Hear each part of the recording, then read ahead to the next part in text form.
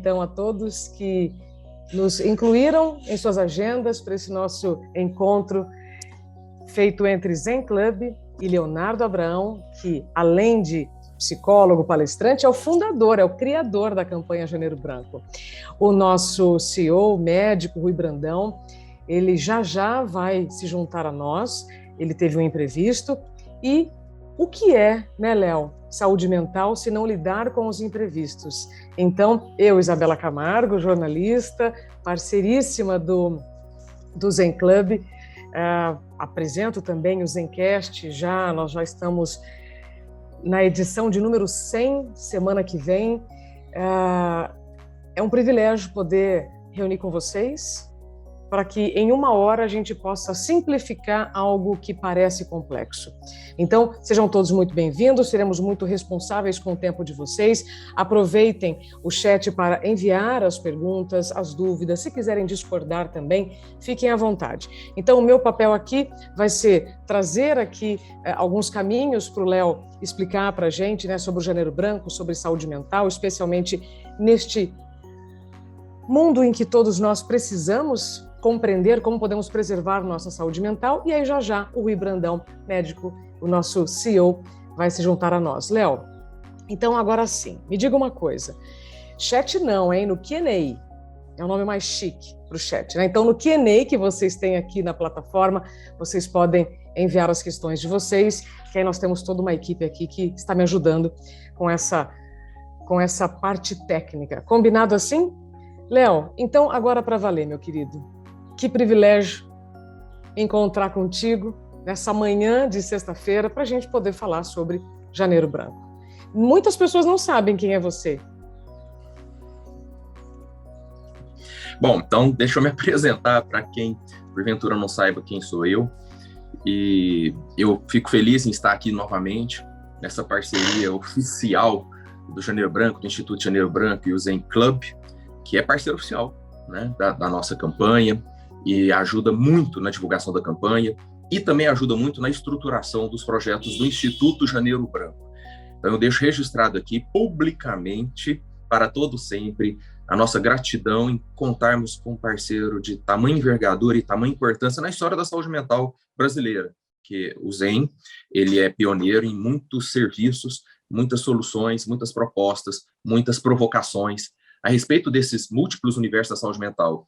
E ter parceiro deste peso, trabalhando junto de verdade, de mão dada, na hora que dá certo, na hora que dá errado, na hora que tá fácil, na hora que tá difícil, isso ajuda bastante. Obrigado, Zen, obrigado, Rui, obrigado, William, que é a pessoa com quem eu converso muito aí, e também deixo registrado aqui a parceria mais do que maravilhosa dessa jornalista que se especializa cada vez mais em saúde mental, que é a Isabela Camargo. É uma grande voz que está se levantando na sociedade brasileira em prol da construção de uma cultura da saúde mental, com muita competência, eficiência, dignidade e criatividade. E leveza, né? Porque a Isa é super leve em tudo que ela traz, mas é uma leveza com profundidade, que isso é difícil, isso é muito difícil nos dias de hoje. Obrigado, Isa, pela sua parceria também. Aí, depois disso tudo, que eu acho importante, a Isa falou, Léo, quem é você? Porque muita gente não sabe quem é você, só conhece seu nome. Meu nome é Leonardo Abraão, sou psicólogo, palestrante, professor, escritor, sonhador. Não vou largar o osso, não vou passar em branco na vida, eu vou continuar trabalhando arduamente pela construção de uma cultura da saúde mental. E, nesse sentido, doei a minha vida à campanha Janeiro Branco, a campanha brasileira sobre saúde mental. Então, se você ouvir falar em Janeiro Branco, saiba que é um grande movimento que nasceu aqui em Uberlândia, Triângulo Mineiro. Faltou pouco para Uberlândia ser capital de Minas Gerais. Nasceu aqui a campanha que hoje faz com que saúde mental seja pauta na mídia, nas instituições públicas, privadas, o tempo inteiro falando sobre saúde mental, já a partir do primeiro mês do ano e durante o ano inteiro, de janeiro a janeiro. É isso mesmo, Léo. Então, obrigada por ter trazido essa introdução. É impressionante como muitas pessoas têm dúvidas, mas por que Janeiro Branco? Isso é oficial? Não é?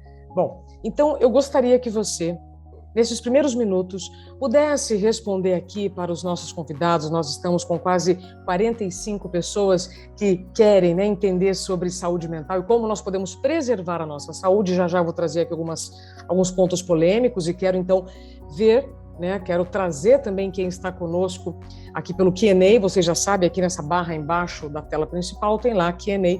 Podem colocar suas perguntas, como eu disse. Léo, antes da gente levar tal assunto para dentro das empresas, soluções, prevenção, por que você decidiu criar? Por que você decidiu dar cor ao primeiro mês do ano? Como ser humano, em primeiro lugar, como profissional da educação, que eu fui professor por mais de 20 anos, professor de História e de Sociologia, discutindo e problematizando a sociedade brasileira. E depois como psicólogo, né, primeiramente profissional da educação, depois profissional da saúde mental. Mas como ser humano, como professor, como psicólogo, enfim, como um sujeito que está ligado, percebendo o mundo ao meu redor, eu vejo há muito tempo a quantidade de sofrimentos que permeiam a vida humana. Sofrer faz parte da condição humana. Sim, sofrer faz parte da condição humana. A gente não vive só lá em cima. Tem as horas que nós estamos aqui embaixo também. Tem a hora da dor, da tristeza, da decepção, da frustração, da raiva. Sofrimento também faz parte da condição humana. Aliás, se não existisse sofrimento, eu penso que a gente não evoluiria, inclusive enquanto espécie. Sofrimento nos ensina muita coisa e nos chama atenção para muita coisa, né? Aquela conversa, a febre demonstra que tem alguma coisa errada. O sofrimento demonstra que tem alguma coisa errada. Mas tem muito sofrimento, tem muito sofrimento que poderia ser prevenido, poderia ser evitado, ou que poderia ser melhor sofrido. O Viktor Frankl, que é o pai da logoterapia, e que ficou preso lá no campo de concentração durante a Segunda Guerra Mundial, certa vez ele falou assim: Léo, nós precisamos ensinar as pessoas a capacidade de sofrer, a habilidade de sofrer.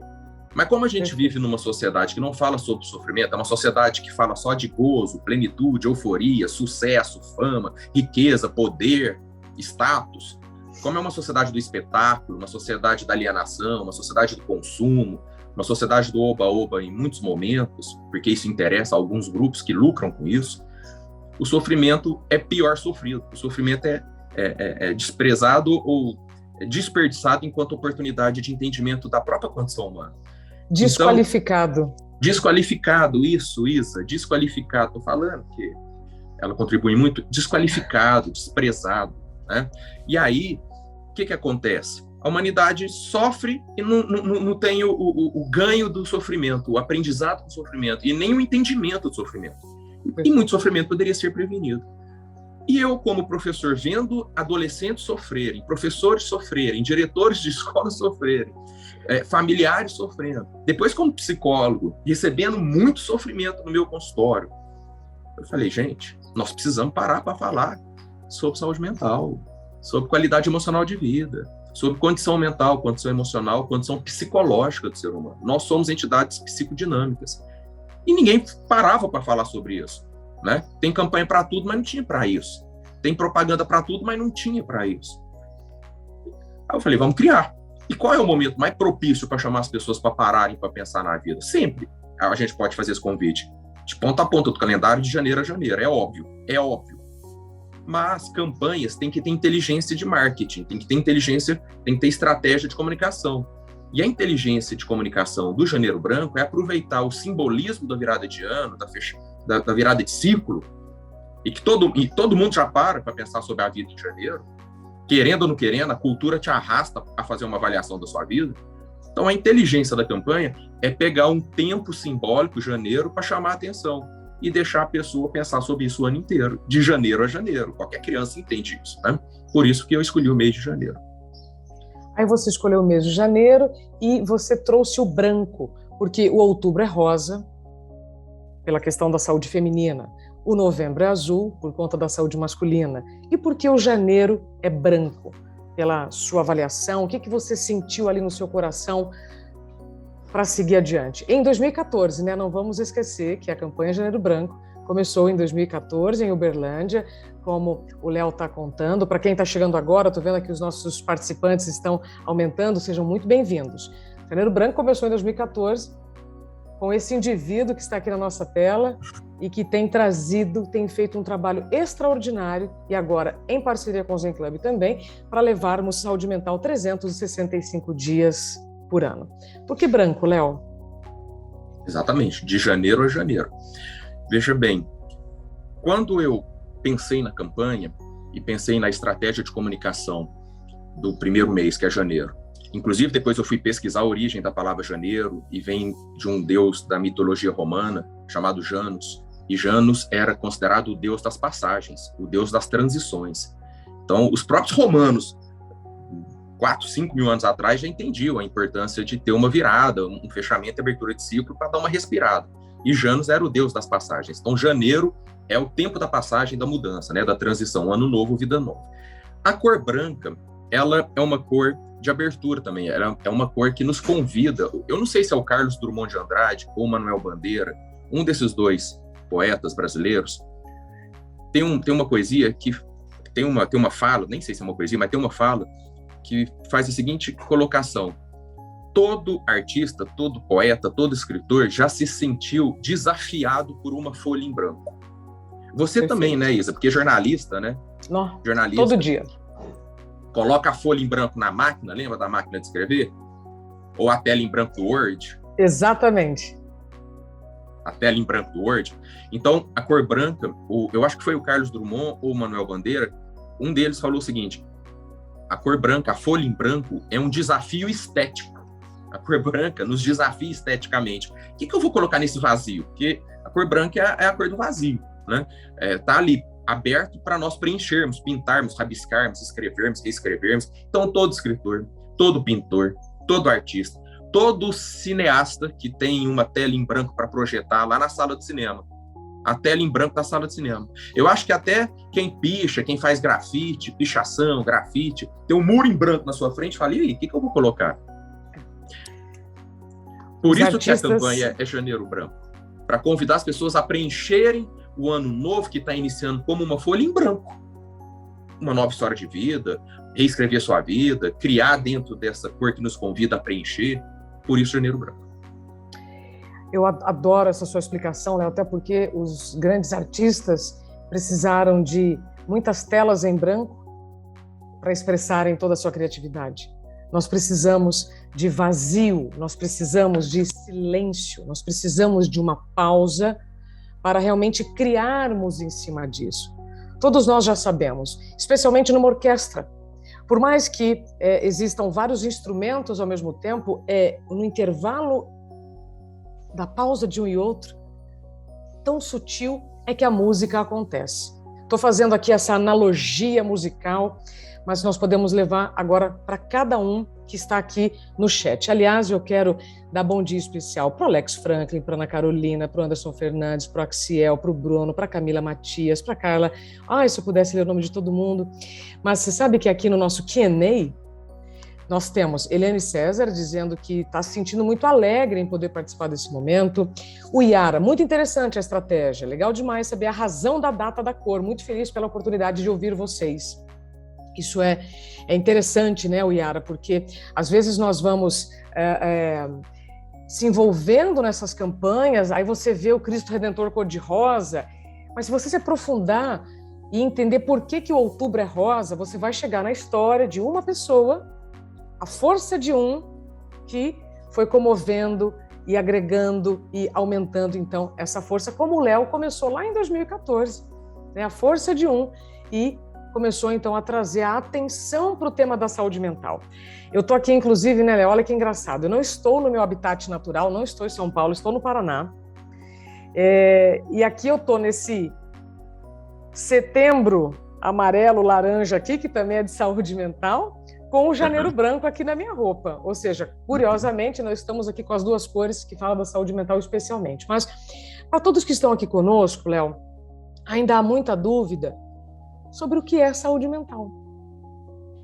O homem já foi para a Lua e nós ainda temos muita resistência em falar sobre saúde mental e também existe muita dúvida sobre o que é saúde mental. Quero só trazer aqui um complemento e já passo a palavra para você. Na verdade, eu quero te fazer uma pergunta, para facilitar aqui. O que é saúde bucal? Quantas vezes você escova o dente para a sua saúde bucal, Léo, por dia? Nossa, eu sou... E ainda carrego fio dental no bolso. Pronto. Então, Não vivo sem fio dental. na média aqui, vocês todos que estão conosco, o que vocês fazem para a saúde bucal de vocês? Eu escovo o dente 3 vezes por dia e quando dá tempo eu passo fio dental. Mas minha dentista me obriga, ela sabe, eu sei que eu preciso passar fio dental. Mas tem dia que não dá tempo. E o que você faz para a sua saúde mental? Pronto.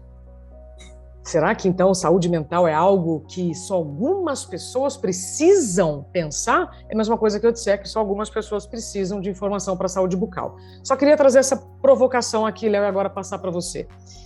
Na visão do psicólogo Leonardo Abraão, então, vamos simplificar a saúde mental. Exatamente. Eu acabei de responder a uma entrevista, antes de nós entrarmos aqui.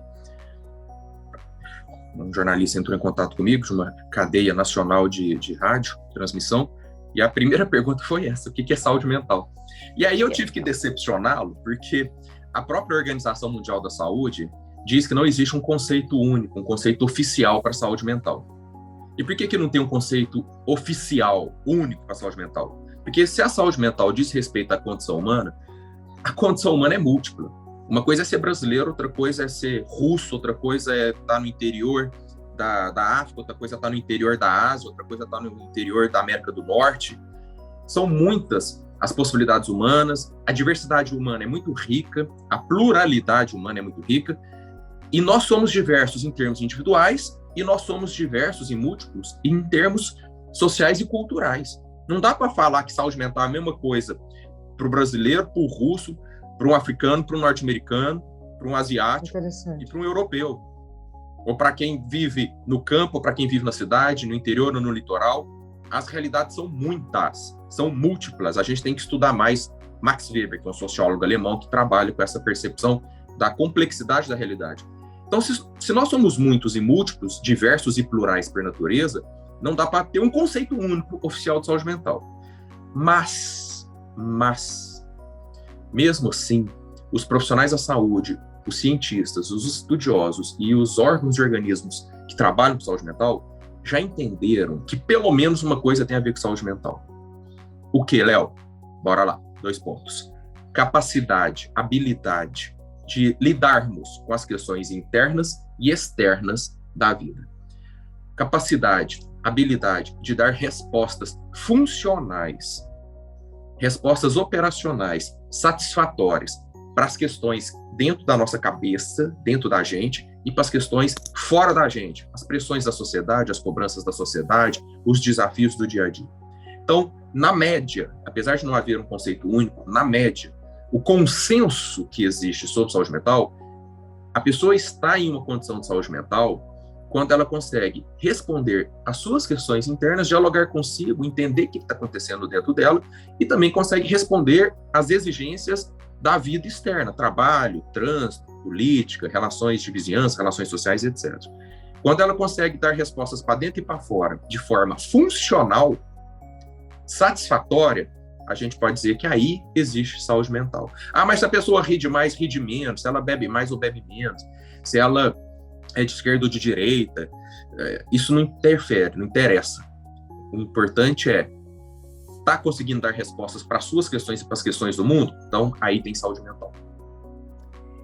Perfeito, Léo. Eu vou trazer aqui a minha experiência para, de repente, contribuir para a compreensão, além de tudo que você trouxe, para todos que estão nos acompanhando. Eu estava conversando com 2 grandes psiquiatras e aí estávamos falando sobre o burnout e até então, aquele momento, eu me emocionei, eu chorei durante a entrevista, parei de chorar e toquei o barco. Todo mundo já visualizou essa cena? Né? Quando você está numa situação, se emociona, volta para o estado anterior. Depois disso, Léo, os 2 me disseram: Isabela, isso é saúde mental. Sério? Eu fiquei impressionada. Veja, né, que falo disso todos os dias. Eu falei, isso é saúde mental? Ele falou, sim. Não é você não se afetar, não é você não se emocionar, não é você não viver de corpo e alma as situações. Mas é como você reage e como você volta ao estado anterior. E eu achei essa explicação tão fantástica, né? Então, é como você disse, é reagir e dar respostas funcionais. Muitas vezes nós reagimos de maneira incoerente, que dentro de um ambiente profissional, inclusive, é assédio. E aí aquele líder, ele nem sabe que ele está agindo, né, por uma... E essa ação ela pode ter uma leitura de assédio. Tamanha a nossa crença de comportamentos equivocados. Faz sentido o que eu estou trazendo sobre a reação incoerente, sobre voltar ao estado anterior? Porque, gente, vamos lá, nós estamos falando sobre saúde mental e, de novo, o que você faz para a sua saúde mental todos os dias? Então, eu já sei que eu estou antecipando aqui uma fala que seria mais para o fim, mas às 11 horas e 24 minutos dessa sexta-feira, já vamos trazer aqui uma resposta, Léo. O que eu posso fazer para a minha saúde mental? Assim como eu já sei que para a minha saúde bucal eu preciso escovar o dente. Simples assim. O que eu posso fazer para a minha saúde mental? E para a nossa saúde, a saúde da pele, usar protetor solar, né? E para a saúde dos rins, do fígado, etc. Beber água, né? Exatamente. Toda hora eu paro para beber aqui. É muito interessante e inteligente essa proposta do Zen Club, os 365 dias para agir, porque traz para o cerne, traz para o centro da discussão sobre saúde mental atitudes práticas, atitudes pragmáticas, tá? E a campanha Janeiro Branco tem se esforçado muito, e quem for lá no Instagram de Janeiro Branco ou no site vai ver que a gente tem feito milhares de rodas de conversa, palestras relâmpago, entrevistas sem fim, para falar sobre isso. Inclusive, eu tenho realizado algumas palestras, cujo título eu achei super... Eu dei esse título, não estou babando na criação, mas eu achei muito interessante e inteligente esse tema. Para palestras. Aliás, quem está aí assistindo, pode fazer palestra com esse tema. Saúde mental tem jeito sim, mas você precisa saber o que fazer. Porque instiga as pessoas a pensar, mesmo, o que eu posso fazer para a minha saúde mental, né, no cotidiano, né, diariamente. E aí eu vou passar aqui por dois aspectos, Isa, muito importante, tá? Por um lado, o que cada indivíduo pode fazer. A gente entender que é possível construir uma estratégia de saúde mental no cotidiano, cada indivíduo agindo. E no outro extremo, nós não podemos perder de vista também, não vou comentar tanto, mas vou deixar aqui pontuado, que no outro extremo, de um lado é o que cada indivíduo pode fazer. Do outro lado, é o que as autoridades públicas, as instituições sociais, os poderes públicos podem fazer também em prol da saúde mental na sociedade. Aí eu estou falando de políticas públicas.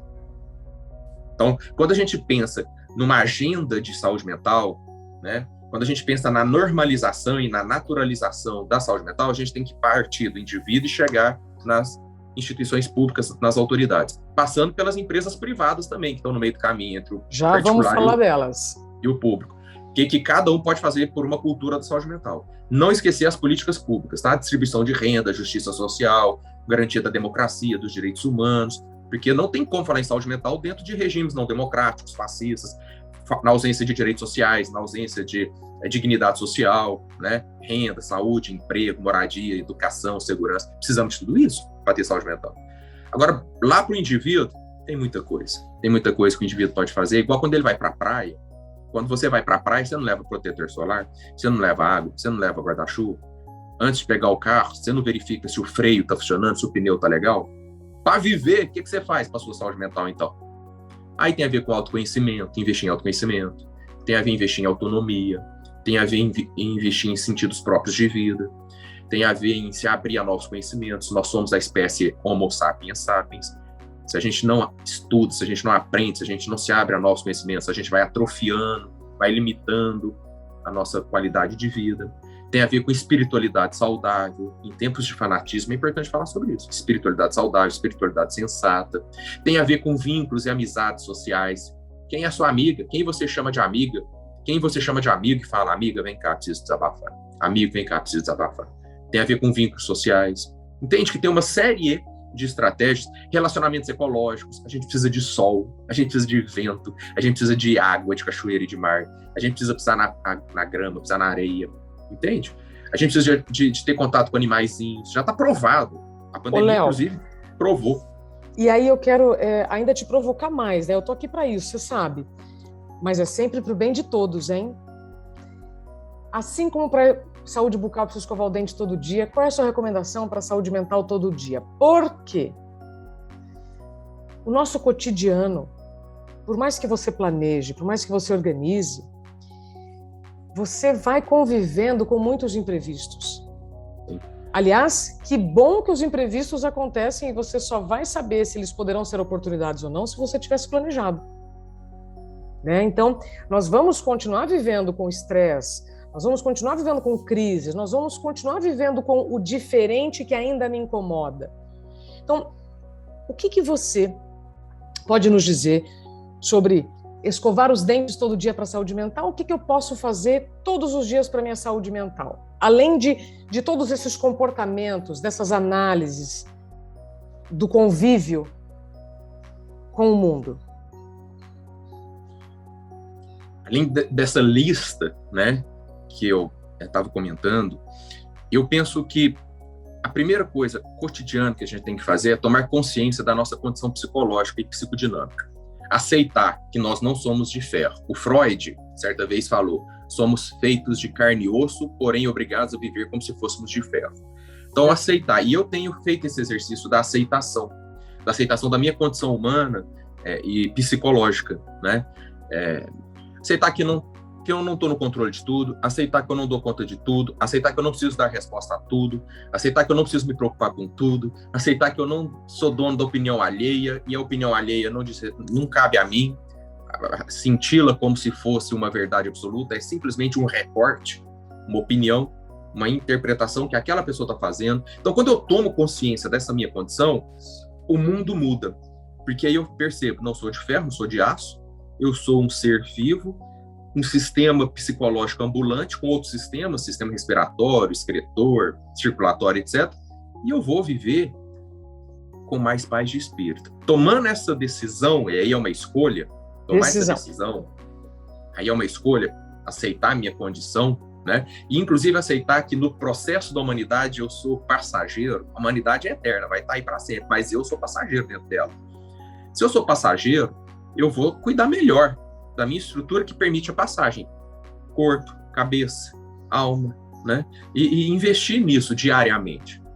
E, para finalizar a resposta, tomar consciência, tomar a decisão, aceitar as minhas próprias limitações e perceber o seguinte, que se tudo isso não for suficiente, se tomar decisão, tomar consciência, ter relacionamentos ecológicos, ter boas amizades, espiritualidades saudáveis, hobbies terapêuticos, jardinagem, caminhada, crochê, meditação, yoga, o que for. Se essas coisas não forem suficientes, eu vou aceitar meus limites e buscar ajuda profissional.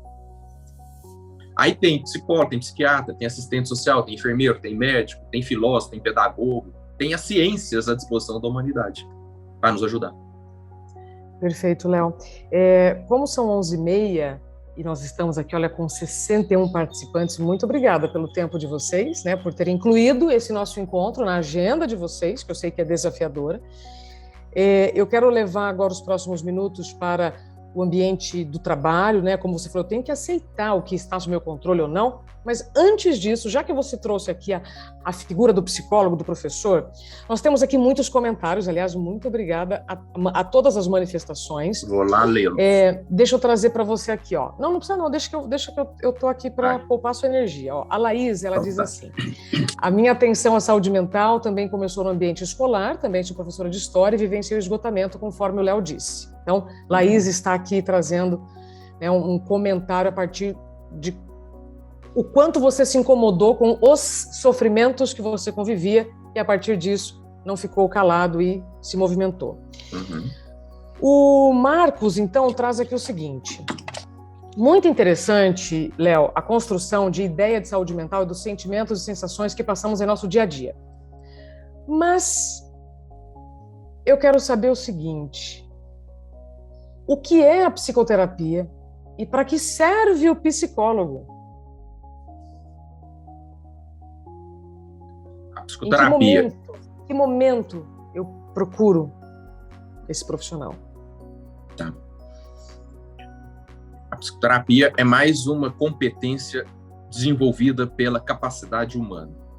A ciência, o acúmulo de conhecimentos, o acúmulo de sabedoria e de sensibilidade humana possibilitou que nós desenvolvêssemos esse recurso tecnológico.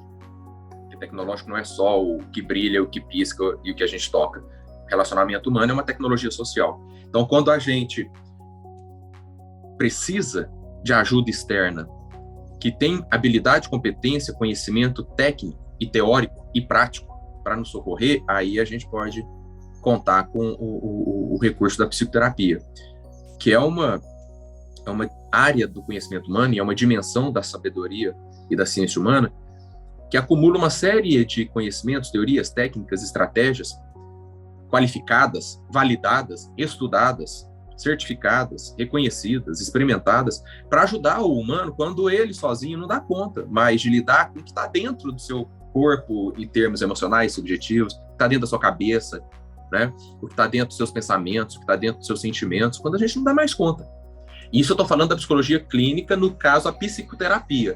Porque existe a psicologia hospitalar, existe a psicologia organizacional, existe a psicologia jurídica, né? Nós temos várias outras áreas de conhecimento, mas a psicoterapia, enquanto recurso da psicologia clínica, é um potencial de acolhimento, atendimento, tratamento e condução das questões humanas. Desde o autoconhecimento, quando não tem sofrimento, a pessoa só quer autoconhecimento, é possível investirmos em psicoterapia enquanto recurso de autoconhecimento, até quando passando pela questão do sofrimento e a gente precisa superar ou saber lidar com o sofrimento passageiro ou condição de existência, porque tem gente que tem o sofrimento como condição, dores crônicas insuperáveis, por exemplo. Então, é recurso de acolhimento e acompanhamento do ser humano. Agora, o grande problema é que existe muito tabu, né? Como a humanidade preferiu primeiramente cuidar de outras coisas ao invés da subjetividade, nunca teve uma cultura da saúde mental conforme a campanha de janeiro propõe. Então, reina o tabu, reina o preconceito, reina o desconhecimento, reina a ignorância em relação a essa habilidade humana, esse potencial humano da psicoterapia. Por isso que é importante isso que a gente está fazendo, Luiz. Falar Sim. muito sobre esse assunto para vencer tabus, preconceitos e normalizar a psicoterapia enquanto recurso ao qual podemos recorrer quando necessitamos. Sim. Ô, Léo, agora que as coisas começam a esquentar, né? O Marcos, então, tinha perguntado sobre o que é um psicólogo, o que é psicoterapia.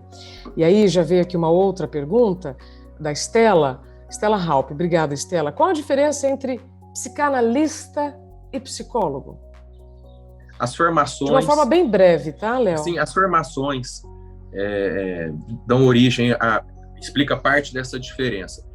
O psicólogo trabalha com uma dimensão da saúde mental, o psicanalista também trabalha com outra dimensão da saúde mental. Essas duas dimensões, elas se encontram em alguns pontos de contato, existem algumas interseções, mas também existem campos específicos, tecnologias, técnicas, teorias, né, específicos. De qualquer maneira, tanto o psicólogo quanto o psicanalista estão dedicados ao universo psíquico, estão dedicados a buscar soluções, buscar entendimentos, buscar maneiras de favorecer a experiência humana, desde o autoconhecimento até a lida com a dor e o sofrimento. Não necessariamente buscar cura, não necessariamente buscar empoderamento, não necessariamente buscar melhoria de desempenho, essas ideologias da sociedade capitalista, mas principalmente favorecer a experiência humana, fazer com que seja mais fácil, mais compreensível, mais satisfatório e mais prazeroso, né, existir enquanto ser humano. Vou colocar nessas linhas por meio de tecnologias diferentes, mas que buscam ajudar o humano na sua condição humana. É uma ferramenta para o desenvolvimento pessoal. Posso resumir assim? Também pode ser colocado para o desenvolvimento, para o entendimento, Sim. Para o processamento, né? Todas essas possibilidades de condução da vida humana. A Andréia, ela pergunta, gente, já vou falar sobre saúde mental no trabalho, burnout, tem muitas pessoas se manifestando, inclusive a Perla falando sobre o episódio dela. Tô de olho aqui em tudo, tá, gente? Só tô tentando organizar aqui com o tempo. Léo, a Andréia traz aqui um ponto que sempre aparece pra gente, né? Por que temos muita resistência em tomar medicações para ansiedade e depressão? Como lidar com isso? Na verdade, não sei se temos resistência a tomarmos medicação. Essa questão é profunda, porque a gente vive duas coisas eu quero deixar claro. Primeiro, o conhecimento humano é processual. O conhecimento humano não é um dado, uma realidade estabelecida, pronta e acabada. Então, os remédios, os medicamentos, o papel dos remédios e dos medicamentos, a potência dos remédios, os efeitos positivos e os possíveis efeitos colaterais problemáticos de remédios, tudo ainda está em processo de análise, de conhecimento, de estudo, né?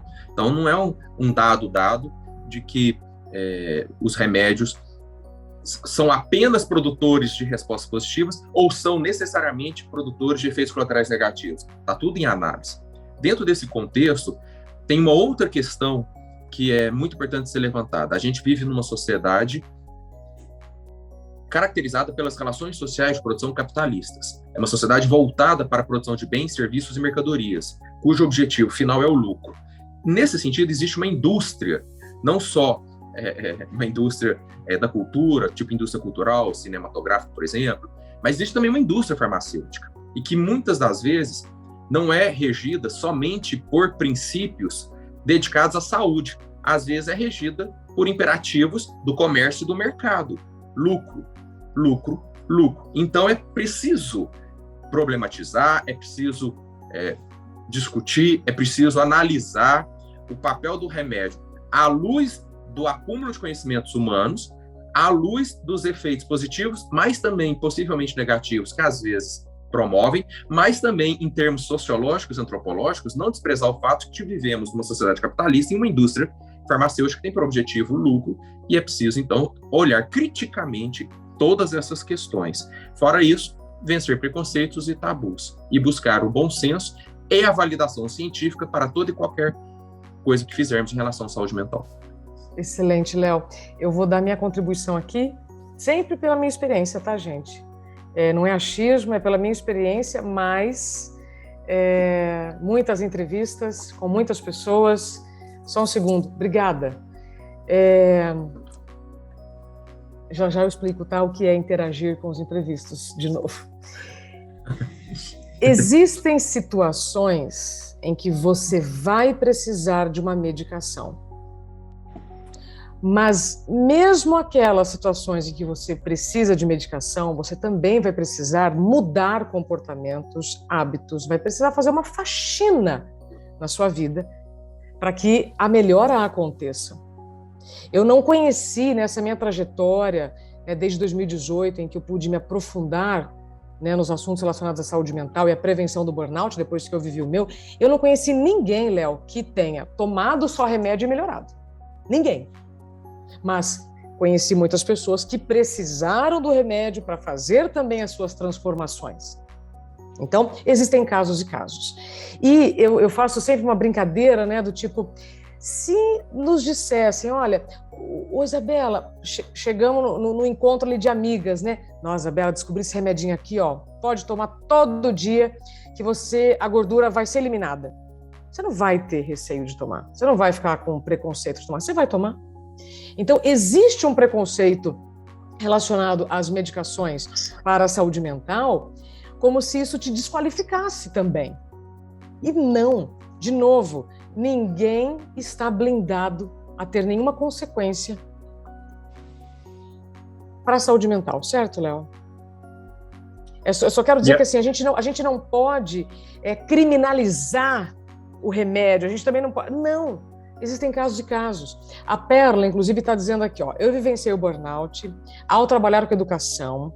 Após 2 anos de muito autoconhecimento, psicoterapia e mudanças gerais no estilo de vida e no comportamento, sinto pela primeira vez que eu tenho uma saúde mental mais íntegra, mesmo com o caos que vivemos. Sim, saúde mental é isso, é você reconhecer, tá caótico, mas o que eu posso fazer? E aí, Léo, faltando quase 15 minutos para a gente encerrar esse nosso encontro, eu preciso levar então agora a nossa prosa para esse ambiente profissional com essa frase, o que eu posso fazer? Então, o modelo é o modelo, o sistema é o sistema, a empresa que eu trabalho é a empresa que eu trabalho. Não adianta eu querer mudar a cabeça do chefe, a cabeça do presidente, não adianta eu querer mudar a cabeça de ninguém, as atitudes de ninguém, certo? Eu preciso ter condições de fazer o autoconhecimento para as mudanças. Porque senão a gente vai ficar rodando atrás do rabo, enxugando gelo. E culpabilizando então, o externo. Exatamente. Então vamos lá. Eu não posso responsabilizar a minha saúde a ninguém. Eu não posso dizer, esse lugar que eu trabalho... O lugar que eu trabalho é o lugar que eu trabalho. Tem situações que eu faria diferente. Mas o que eu posso fazer por mim? Especialmente agora com o burnout, Léo. Burnout incluído no Código Internacional de Doenças em janeiro de 2022, finalmente. Isso é um problema ocupacional como qualquer outro que nós já vivemos. O tabu, o preconceito e a inclusão no Código Internacional de Doenças, que eu não sei se vocês sabem, foi criado em 1890, século retrasado. E ele vai sendo atualizado periodicamente, ou seja, a sociedade vai mudando, os problemas também vão mudando. Então, o burnout agora no Código Internacional de Doenças, Léo, traz mais respeito, traz mais dignidade, não só ao problema, mas àqueles que adoecem. Porque ninguém mais questiona uma doença ocupacional, um problema ocupacional que você está vendo ali, né, o risco acontecer. Então, vamos lá. Passo a palavra para você, quis dar só esse pano de fundo para a gente poder levar agora, né, o assunto do burnout para dentro das empresas. O que cada um pode fazer, você explicou muito bem. E os líderes? O que eles precisam? Que área eles precisam ajustar? Que profissionais eles precisam formar para que a saúde mental esteja no dia a dia e não seja mais um elefante branco na sala? Agora mesmo eu falei que eu respeito muito um sociólogo, um pensador alemão que viveu na virada do século XIX para o século XX, chamado Max Weber. E o Max Weber, ele tinha um entendimento de que tudo que existe na sociedade não passa de... É óbvio que ele não colocou nesses termos, eu estou traduzindo o pensamento dele. Eu fui professor de sociologia durante muitos anos e dei muitas aulas sobre o Max Weber. E, em outras palavras, o que ele quis dizer é que tudo que existe na sociedade, no fundo, é gente interagindo com gente. Se você pegar qualquer coisa que existe na sociedade, o carnaval enquanto conceito é gente interagindo com gente e o sentido é da folia. Mas o carnaval não existe. O que existe é gente interagindo com gente, tendo por sentido a folia, a brincadeira, a música, a dança, etc. Se você pegar o casamento, o matrimônio, não existe enquanto um dado da realidade, igual o sol está lá em cima brilhando, né? A gente chegou aqui, o sol já estava lá, o casamento não existe. Nós inventamos isso. É gente interagindo com gente por meio do sentido da conjugalidade, do respeito, do companheirismo. Uma empresa, qualquer empresa, ela não existe fora da realidade inescapável de que ela é gente interagindo com gente. Qualquer empresa é gente interagindo com gente. Aliás, o sentido da palavra empresa é isso. É trazer uma somatória de mãos, uma somatória de esforços para se realizar algum objetivo. Então, carnaval, a igreja, o exército, o trânsito, a missa, a empresa, a prefeitura, tudo é gente interagindo com gente e dando sentido às coisas. Sentido de empresa, sentido de igreja, sentido de missa. Por que eu estou falando isso? Porque quando a gente vai para dentro da empresa, os líderes, os gestores, a primeira coisa que eles têm que entender é que ele é gente e ele está ali interagindo com outras gentes, outras pessoas, e tem um sentido permeando essa relação. Atingir um objetivo, bater uma meta, prestar um serviço, mas é gente interagindo com gente. E se é gente interagindo com gente, essa gente, todo mundo, está lá embaixo, está no meio, está lá em cima na hierarquia, não interessa onde está dentro da hierarquia, essa gente, essa pessoa, é uma entidade psicológica, é uma entidade psicodinâmica, além de um sistema respiratório, circulatório, excretor, etc. Mas é um sistema psicológico. É uma entidade repleta de questões mentais e emocionais. Então, uma empresa não passa de gente interagindo com gente e cada gente é uma prateleira de questões psicológicas. Prateleira de emoções, sentimentos, desejos, frustrações, raivas, angústias, sonhos, etc. Quando a gente começar a entender isso, e é isso que o Janeiro Branco vem querendo colocar na cultura, né? Tem a cultura do carnaval, tem a cultura do futebol, tem a cultura da telenovela, mas não tem uma cultura da saúde mental. Não tem uma cultura do entendimento de que tudo que existe não passa de gente interagindo com gente e cada gente é uma entidade psicológica. Então, se a gente ensinar isso para os gestores, eles vão trocar o óculos. Eles vão tirar esse óculos aqui e vão colocar um outro óculos por meio do qual vão enxergar a condição psicológica dos seres humanos. Ah, peraí, então eu e eles, nós somos entidades psicológicas. Precisamos olhar, portanto, para isso. Precisamos olhar, portanto, para isso. E se a gente olhar para essas condições psicológicas, psicodinâmicas, das nossas gentes que interagem aqui com vistas a um objetivo empresarial, não. Essa empresa vai ser outra coisa. Essa empresa, essa instituição vai ter outro nível de existência e de prestação de serviço. Sim. Ô, Léo, eu tenho muito orgulho em fazer parte do Zen Club já há mais de 2 anos e acompanho a evolução, né, dos trabalhos de toda a equipe do Zen Club, que é a maior plataforma especialista em cuidado emocional corporativo. Eu não estou falando da boca para fora não, gente, porque todo dia eu estou em diversos ambientes falando sobre saúde mental. Em empresas de todos os tamanhos, PMG. Então eu fico muito feliz em trazer junto contigo e com o Zen Club esse raciocínio para que a gente possa transformar realmente, de alguma maneira, o ponto de vista de quem está aqui nos acompanhando. E somos todos responsáveis para compartilhar essas informações. Então, se o que a gente está falando faz sentido para vocês, compartilhem nas redes sociais, marquem o Zen Club, coloquem a hashtag Janeiro Branco, porque de alguma maneira você está contribuindo para a saúde mental de todos.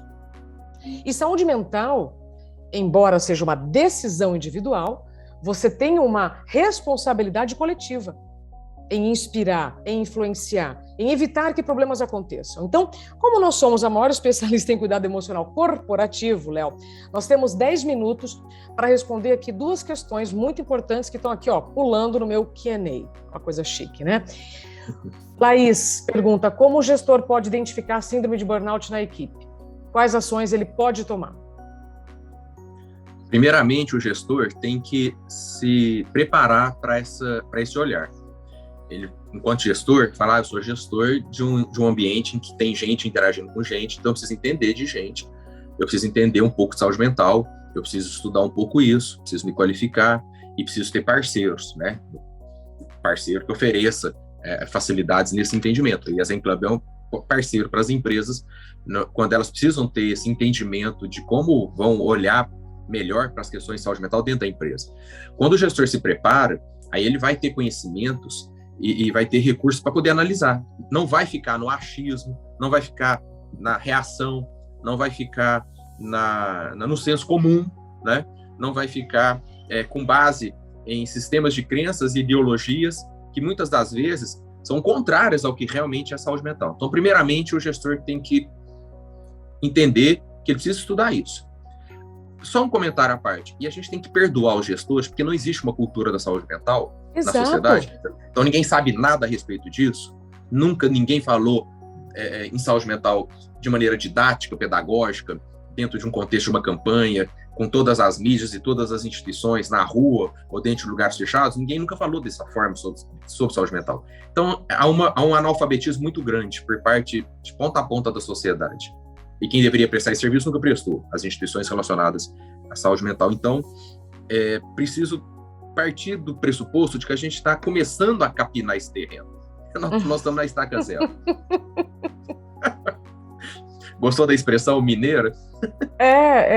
A Natália, que faz parte da nossa equipe, ela fala, né? O Zen Club começou quando tudo era mato. Então, tá vendo? Para a saúde emocional corporativa. E o que nós estamos fazendo é isso mesmo, né? Léo, nós temos só poucos minutos e eu acho muito importante nós trazermos a essência. Na verdade, gente, deixa eu trazer aqui uma ideia para vocês que me emociona. Todos nós estamos vivendo na pele uma parte muito importante da história, que é o início da era da segurança psicológica. Todos nós estamos vivendo isso na pele. Daqui uns 5, 10 anos, daqui uns 20 anos, nós vamos olhar para trás e falar assim, nossa, lembra aquele webinar que a gente participou lá com a Isabela, com o Léo? É isso, é o início da era da segurança psicológica, assim como a segurança física foi defendida por décadas, e muita gente brigou, para que os EPIs, né, fossem legalizados, formalizados, agora a gente está falando sobre isso. Então, realmente, Léo, o mato está grande ainda, há muito trabalho pela frente, mas todos nós aqui temos uma grande participação para que a saúde mental seja uma cultura, como você bem colocou, cultura do carnaval, cultura do futebol, cultura da saúde bucal, né? Então agora é saúde mental. Eu gostaria, Léo, das suas considerações finais.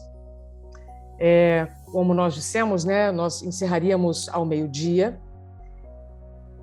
E antes das suas considerações finais, deixa eu trazer aqui um ponto que eu sempre me emociono com isso.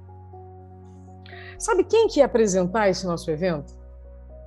O Rui Brandão, que é o CEO, médico e CEO do Zen Club. Eu estaria como convidado, ó, que chique, e você como convidado. Por que eu estou trazendo isso? Porque saúde mental é lidar com os imprevistos, é lidar com as surpresas do dia. Nem sempre as surpresas são boas. Assim como nem todos os convites são oportunidades, nem todos os imprevistos são problemas. Eu passei muito perrengue para hoje poder encarar todos os imprevistos como oportunidades. Para mim foi uma grande oportunidade estar aqui com você conduzindo, porque senão eu não teria as oportunidades de trazer os assuntos que eu trouxe. Percebe onde eu quero chegar? E saúde mental, gente, é todo dia. Não é todo dia que eu estou 100%. E eu estou encarando tudo de uma maneira coerente. Tem dia que eu choro bastante. Tem dia que lembrar do meu burnout me faz sofrer bastante. Mas eu não deixo mais isso afetar a minha semana. Não deixo mais isso afetar a minha vida. Então, Léo, trazendo aqui esse exemplo de que, infelizmente, o Rui Brandão ele teve um imprevisto. Ele tentou se conectar conosco até agora, mas estou vendo aqui com a Natália da nossa equipe, ele não vai conseguir entrar, infelizmente. Eu gostaria muito que vocês conhecessem o Rui, que é uma pessoa fantástica, né? Ele junto com o Zé, hoje estão com um time de mais de 100 pessoas, levando inteligência emocional para todos os cantos do país. De novo, a força de um, como pode contribuir para a saúde de muitos. Gostaria só de registrar realmente o que aconteceu hoje. O Rui, infelizmente, não vai poder se conectar conosco. Eu podia ter recebido essa situação, meu Deus, eu não me preparei, e agora? Vejo isso como um problema ou não? Deixa eu explicar, então, para todo mundo o que está acontecendo. Não estou no meu habitat natural, esse não é o cenário que eu costumo usar, né? E isso é muito importante para a gente levar no dia a dia, gente. Nessa era de segurança psicológica, precisa de comunicação e diálogo. Ah, mas o que as pessoas vão pensar? Não sei, eu preciso falar com respeito ao que está acontecendo. Essa é a minha contribuição para a saúde mental de todos. Tentem colocar isso na vida de vocês. E você, Léo? Como que você gostaria de fechar esse nosso primeiro encontro do ano, que eu sei que nós teremos outros? Ai, Isabela, me emociona. Eu fiquei emocionado aqui com o nível do profissionalismo e da competência dessa jornalista que está fazendo da história pessoal de vida dela. Eu fiquei emocionado mesmo. O seu profissionalismo é muito alto, Isa. Está fazendo da sua história de vida, você falou do seu burnout, e você está transformando a sua história de vida em uma bandeira, em uma plataforma, em um chamamento, em uma missão para convocar a humanidade para não adoecer, não sofrer, não machucar. Eu que trabalho com saúde mental há muito tempo e estou entregando a minha vida à manifestação de uma campanha que está pautando, que está chamando, que está convidando as pessoas a falar sobre saúde mental, ver e participar e testemunhar o que você fez da sua vida. E hoje é uma porta-voz da saúde mental, tanto pessoalmente quanto profissionalmente, ligando a sua experiência e o poder da sua voz e da sua imagem a instituições de altíssimo nível como o Zen Club e a campanhas nacionais como Janeiro Branco, voluntariamente, graciosamente, amistosamente, solidariamente. É emocionante para mim. Obrigado por essa oportunidade. E isso é saúde mental. É sentir, acolher, reconhecer e manifestar. Não vou esconder que eu fiquei emocionado nesse momento aqui. E eu acho que as pessoas têm que buscar mais. Teve uma hora que você me perguntou como investir em uma cultura da saúde mental. Eu acho que resgatar a espontaneidade humana. Não deu certo para o Rui hoje, grande companheiro da campanha, parceiro oficial de primeira hora, contribuinte para o nosso sucesso. Obrigado, Rui. Não deu certo para ele hoje? Ok, espontaneamente assim é a vida. Ainda bem que às vezes as coisas não dão certo, para que a gente perceba a validade quando dá certo e aprenda com quando não deu certo. O Janeiro Branco nasceu depois que eu passei por um sofrimento muito grande em 2006. Então é preciso resgatar a espontaneidade das nossas vidas e das nossas relações. E eu tenho buscado a espontaneidade. Sair das caixas, sair dos scripts, sair dos clichês e dos sensos comuns. eu deixo o meu recado final nesse sentido. Busque a espontaneidade. A gente vive com muitas ditaduras culturais, muitas ditaduras profissionais, muitas ditaduras de comportamento, muitas imposições de ideologias artificiais que estão beneficiando a pequenos grupos em detrimento da saúde da grande coletividade. Sabe qual que é o nosso maior ato de resistência? A espontaneidade. Igual o Paulo Gustavo, comediante brasileiro vitimado pela falta de vacina em um país injusto, pouco antes ele disse que rir é um ato de resistência. Lembra do Paulo Gustavo falando que rir Sim. é um ato de resistência? Eu complemento, peço licença ao Paulo para dizer que rir, emocionar-se e ser espontâneo, verdadeiramente espontâneo, é um ato de resistência em um tempo em que todo mundo quer nos encaixar e nos encaixotar, empacotar e nos vender. Espontaneidade, rir, o bom humor e a espontaneidade e a sensibilidade, tudo isso são atos de resistência. Nós precisamos resistir ao adoecimento. O bom humor, a sensibilidade e a espontaneidade são caminhos para a saúde mental também. Se estivéssemos em um ambiente, né, todos presenciais, todos presentes, eu ia pedir uma vigorosa salva de palmas para tudo que você compartilhou conosco, Léo, por tudo que você fez e ainda vai fazer para a saúde mental, para a criação da cultura da saúde mental no nosso país. Que Deus te proteja, te traga em dobro muita saúde, e todos que estão aqui, eu espero que vocês estejam saindo melhor do que começaram, pelo menos com mais informações, mais insights para reflexões, mas não fiquem no campo das ideias. Comecem a agir. Comecem a se incluir na própria agenda. O autocuidado é fundamental para a saúde mental. Foi um privilégio dividir tela aqui, dividir essa hora com todos vocês. Encerro por aqui essa nossa prosa, mas deixo um convite para que vocês sigam as publicações do Leonardo Abraão no Instagram, do Janeiro Branco, do Zen Club. Nós temos muito conteúdo feito especialmente para você pensar melhor, escolher melhor, decidir e assim viver melhor. Eu desejo um ano excelente. Você sabe que eu gosto de dizer, né, Léo? Janeiro branco para 11 meses coloridos. Janeiro branco de janeiro a janeiro. Pensem na vida de vocês, na saúde de vocês. Não terceirizem isso a ninguém e seguimos juntos. Muito obrigada, Léo. Até breve. Eu que agradeço. Obrigado, Zen. Obrigada, Isa. Todos vocês que estiveram conosco, obrigada pelo seu tempo e confiança. Infelizmente o Rui não pôde estar conosco, mas nós teremos outros encontros todos os meses realizados aqui pelo Zen Club, como eu disse, como missão, porque todos nós somos transformadores sociais. Seguimos juntos. Até breve.